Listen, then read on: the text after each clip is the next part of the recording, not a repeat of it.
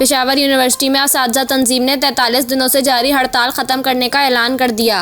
सदर Peshawar university teachers association doctor Aziz के मुताबिक गवर्नर खैबर पख्तूनख्वा से मुलाकात में अपने मुतालबात पेश किए।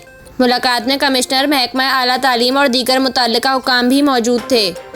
डॉक्टर अजीज़ के मुताबिक गवर्नर, चीफ सेक्रेटरी और महकमा आला तालीम के हुकाम ने मुतालबात पूरे होने की यकीन दहानी कराई है, जिस पर हड़ताल ख़त्म करने का ऐलान करते हैं। सदर पेशावर यूनिवर्सिटी टीचर्स एसोसिएशन का कहना है कि यूनिवर्सिटी इंतज़ामिया असातिज़ा के मुतालबात के हवाले से सिंडिकेट का इजलास तलब करेगी। यूनिवर्सिटी की सिक्योरिटी सुपरवाइज़र कत्ल केस की जुडिशल इंक्वायरी की जाएगी।